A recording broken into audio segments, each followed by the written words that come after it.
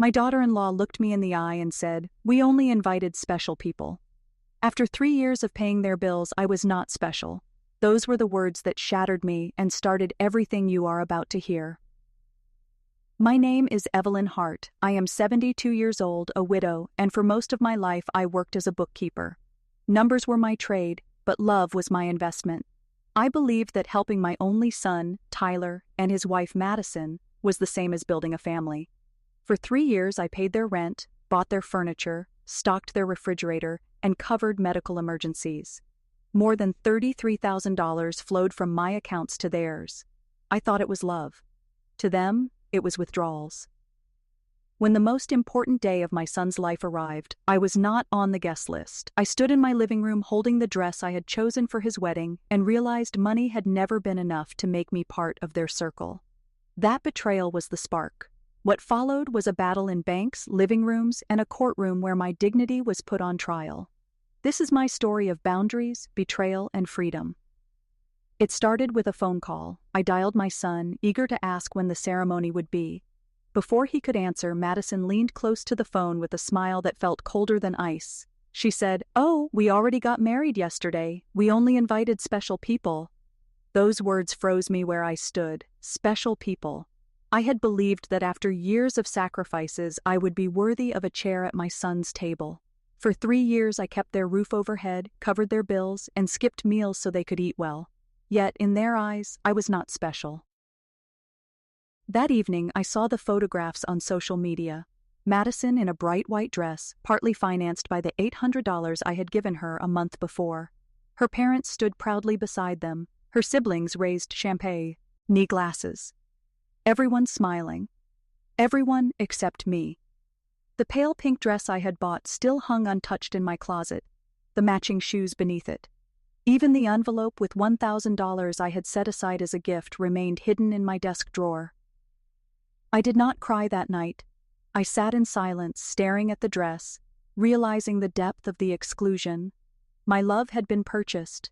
My presence had been denied. In the days after the wedding, I replayed the years of sacrifices. Finally, I sat with a notebook and began to calculate. If numbers were the only language they respected, then I would speak in numbers.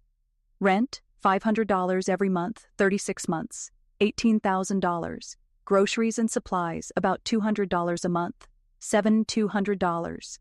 Gifts for birthdays, anniversaries, and Christmas, $3,000. Madison's medical emergency, $800. The car loan I covered, $1,500. Living room furniture, down $200. Air conditioner repair, $600.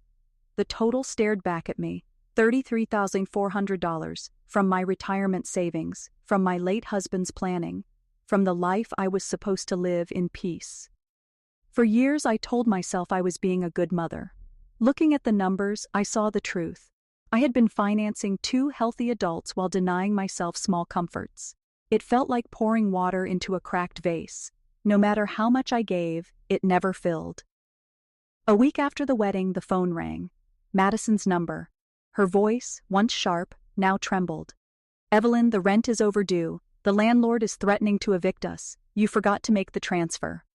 I let the silence hang. How many times had I rushed to the bank for them? How many times had I chosen beans and rice so they could eat steak? Now, after being told I was not special, she called as if nothing had changed. "Madison," I said steady, "didn't I warn you I only help special people?" Silence. Then, "We were always special to you. You're like a second mom to me." Lies, sweetly wrapped. For years I trembled when they raised their voices. Not this time. The next morning I dressed with quiet resolve and walked to the bank. For 3 years those automatic transfers had left my account like clockwork. Today the ritual would end. Mr. Donnelly, the branch manager, greeted me with warmth. He had processed every one of those transactions and watched my savings shrink month by month. "Mrs. Hart, what can I do for you today?" "I want to cancel every automatic transfer to my son's account," I said, "and I want stronger protections. No one else should have access to my money." His eyebrows lifted, but he asked no questions. He set new passwords, added extra security codes, and froze outside access. He paused. "Forgive me for saying this, but I hope you aren't being pressured." I smiled faintly. "On the contrary, Mr. Donnelly, I have stopped pressuring myself." As I left the bank, my phone buzzed. Tyler's name, then Madison's. I turned the phone off. For the first time in years, the money in my account felt like it belonged to me. When I got home, 3 cars were parked in front of my house. Tyler's, Madison's, and one I did not recognize. My pulse quickened. I opened the door and froze. They were in my living room, Tyler on the couch, Madison pacing, a man in a gray suit rifling through documents on my dining table. "What is happening here?" I demanded. "Evelyn, thank goodness you're home," Madison said. "This is Mr. Fenton, an attorney we consulted about your situation." "My situation?" I said. "I am fine." Tyler's look was one I had never seen in my son before. Calculated. "Mom, we're worried. You cut us off without explanation and ignored our calls. We think you need help." The attorney stepped forward. "Mrs. Hart, your children are concerned. A temporary power of attorney would let them manage your finances until things stabilize." I gathered the papers and held them close. "These are my private documents. You have no right to them." "Evelyn," Madison cooed, taking my hand, "it's just stress at your age. Confusion is normal." Confusion. That was their angle. They wanted me declared incompetent. I straightened my back. "I am not confused. I am clearer than I have been in years. All 3 of you will leave my house now." The lawyer slid a folder toward me. Without looking, I dropped it into the trash. "The only transition happening here is yours to the front door." The next day, I walked into Ramirez Hardware, a small shop I had visited many times. Gus Ramirez greeted me with a grin. "Another emergency with your kids?" he asked. "Not this time," I said. "This time it's for me. I need the best locks you have, and I want them changed today." His son Leo stepped forward. "We can install cameras too. You'll see who comes to your door from your phone." For the first time in weeks, I felt relief. I was protecting myself. On my way home, a woman waved from the porch next door. She introduced herself as Nora Whitfield. "Yesterday I heard raised voices in your house," she said. "Are you all right?" I invited her in for coffee and told her the story. She listened, then nodded. They all follow the same playbook. Make you feel indispensable. Create emergencies. When you resist, they question your sanity. For the first time, I laughed. I had found an ally. 2 days later, I sat in the office of Patrick Green, an attorney recommended by a friend at church. He specialized in elder rights. After I finished, he folded his hands. "Mrs. Hart, this is elder financial abuse. You are not powerless. We will build a record. Documentation will be your shield." He outlined a plan. Gather every receipt, bank transfer, text, and voicemail where they asked for money. File paperwork to block access and request a restraining order if needed. Schedule a full medical exam and cognitive evaluation. If they claim incompetence, we will meet it with evidence, he said. I felt frightened and relieved.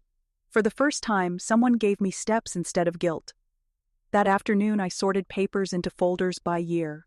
I also let myself a small act of joy. I booked a salon appointment. As the scissors trimmed away tired edges, I looked in the mirror and recognized myself again. The knock came early Tuesday. Through the new camera feed, I saw a well-dressed woman with a folder. "Good morning, Mrs. Hart. My name is Ms. Carver. I am a social worker with the county. We received a report you may be in a high-risk situation. I'm here for a wellness check." My stomach tightened. They had escalated. "May I see your identification?" I asked. She showed a badge. "May I come inside?"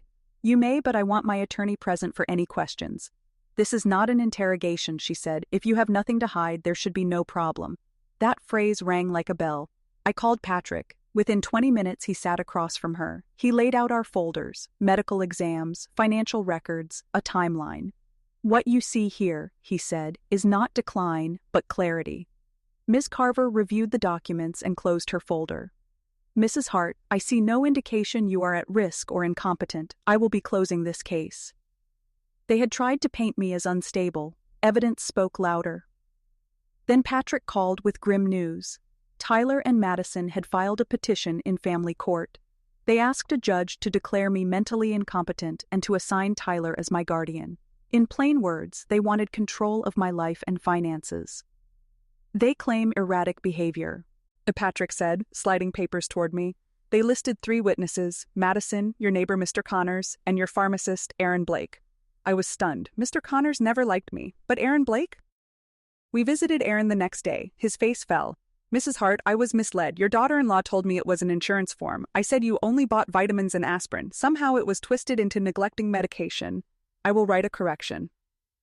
Mr. Connors was less reasonable. You installed cameras like you live in a war zone, he scoffed. You yell at your family in the street. He refused to see that what he called yelling was me defending my home. That night, Patrick and I reviewed the plan. We would secure an independent psychiatric evaluation. We would collect statements from friends and neighbors who had seen my clarity. I went to bed anxious but resolved. I could grieve the son I thought I had and still protect the woman I was becoming. The courthouse was solemn the morning of the hearing. I wore my best black suit and carried myself with dignity. Judge Alvarez presided, known for fairness in elder rights cases. My heart pounded as I sat beside Patrick. Across from us, Tyler avoided my eyes. Madison's gaze was sharp. Their attorney began. Your Honor, Mrs. Hart has shown clear decline. She cut off support without reason, installed unnecessary cameras, and isolated herself under the influence of manipulative neighbors. Madison testified first, dabbing her eyes. Evelyn has always been like a second mother, but lately she is hostile, paranoid, and confused. We just want to help. Patrick stood for cross. Mrs. Cole, when was the last time you called Evelyn without asking for money? Silence. Is it true you told her she was not a special person at your wedding? Madison flushed. Those words were taken out of context. What context makes that acceptable? She had no answer. Next came Tyler. My mom is generous, but she is irrational now. She is being manipulated. Mr. Hart, Patrick asked, have you received over $33,000 from your mother in the last 3 years? Maybe. I don't know the exact amount. And how many times have you visited without needing money? Silence. Mr. Connors testified about cameras and shouting. Under questioning, he admitted he never asked why I installed them. Aaron Blake then testified for our side, explaining how Madison misled him and confirming I had no prescriptions. Dr. Moore, the independent evaluator, presented findings. My cognitive results were above average for my age. She testified I was fully competent. Mr. Donnelly, the bank manager, described my thoughtful steps to cancel transfers and protect accounts. Nora Whitfield and friends shared stories of my independence. Finally, I stood. My voice was steady. I told the court about the unused pink dress, the sealed envelope with $1,000, the humiliation of being excluded while financing the celebration. What I gave was not love returned, I said. It was a commercial exchange disguised as family. Patrick closed. This is not incompetence, Your Honor. This is a woman reclaiming dignity. After hours of deliberation, Judge Alvarez returned. The petition for guardianship is denied. Mrs. Hart is fully competent. The evidence shows this case was motivated by financial interest, not concern. Relief washed over me. When the gavel struck, it felt like a chain breaking. Tyler and Madison gathered their papers and left. I caught one last look from my son. Whatever regret flickered was too late. Our bond had been buried under greed. In the weeks that followed, I made choices for myself. I sold my house, moved into a smaller apartment downtown, and with the proceeds, I did 2 things. Half went to organizations that protect seniors from financial abuse. The other half I kept to live. I booked trips, joined a painting class, and filled my calendar with friends who cared about me, not my bank account. Neighbors told me Tyler and Madison downsized to a smaller apartment. Madison found work for the first time in years. Perhaps they will learn the value of honest effort. I no longer wait for that day. Remember this: love is not proven by money. Boundaries are not cruelty, they are clarity. Document everything. Protect yourself with professionals. You are worthy of respect without paying for it. If my story resonates, share it with someone who needs courage to set boundaries. Leave a comment with where you are listening from and how you protect your dignity. If you believe stories like this matter, like and subscribe. Together, we remind each other that freedom has no price.